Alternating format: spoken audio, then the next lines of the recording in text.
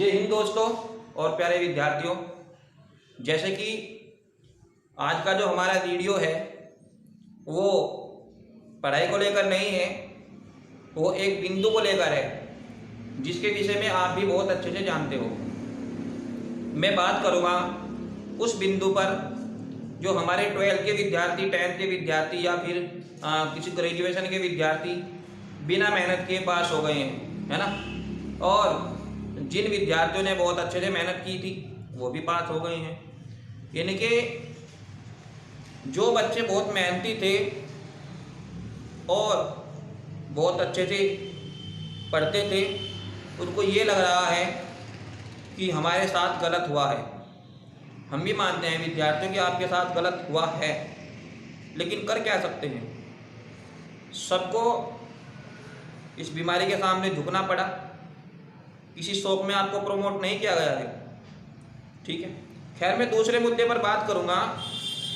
आप लोग जरा ये बताइए, मैं कई बार पहले भी आपको समझा चुका हूं कि पैसा ही सब कुछ नहीं है, लेकिन पैसे के बिना भी कुछ भी नहीं है ना।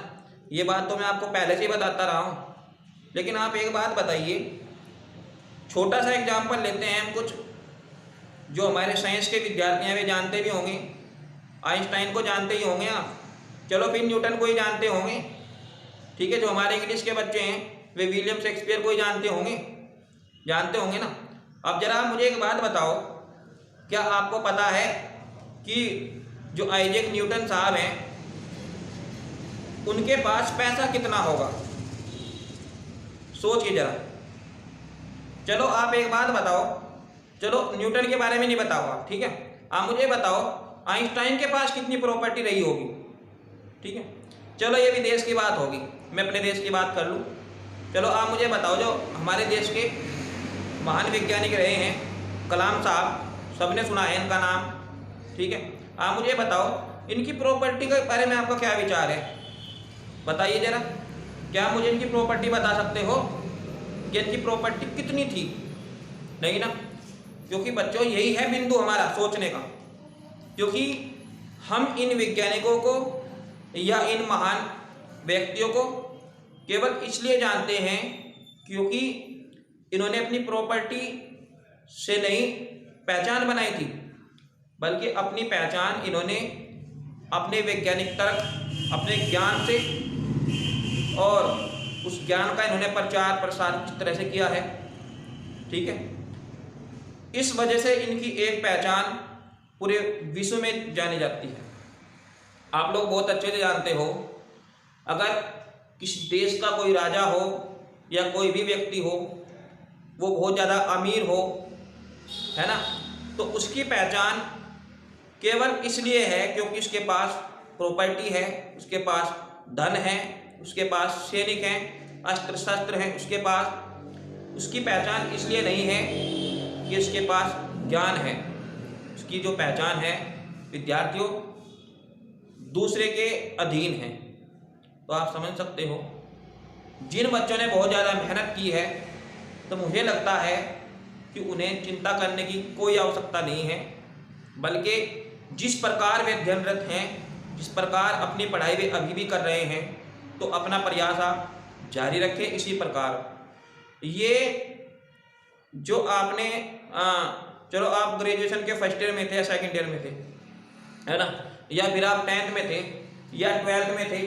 अब आप एक बात बताओ, क्या इसके बाद आपका कभी कोई कंपटीशन नहीं होगा?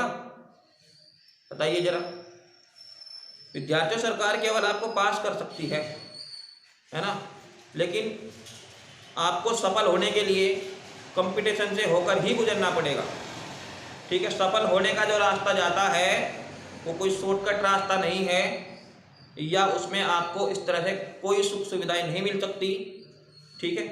तो आप लोग जिस प्रकार अध्ययनरत हैं उसी प्रकार अध्ययनरत रहें और निरंतर प्रयास करते रहें, घबराए नहीं, ठीक है। पास होना विद्यार्थियों को इतनी बड़ी बात नहीं होती है, लेकिन जो आपने पूरे साल सीखा है, उस ज्ञान को अर्जित किया है, वो आपको एक लंबे रिचार्ज के साथ प्राप्त हुआ है ना। रिचार्ज तो आप समझते ही होंगे। और मेरा आज की वीडियो में आने का उद्देश्य भी विद्यार्थी यही रहा है कि मैं आपको एक दो बात बताऊं, तो ज़रा आप मनन करके देखिए। अगर आप अपने ज्ञान को इसी तरह से बढ़ाओगे तो जो विद्यार्थी इस वहम में है कि पास हो गए हैं, कुछ नहीं करना है, तो अगर आप अपनी रफ्तार वही रखें तो सोचिए ज़रा आप कितनी जल्दी उस सीढ़ी पर पहुंच जाएंगे जो आप शायद एग्ज़ाम देकर भी नहीं पहुंच सकते थे।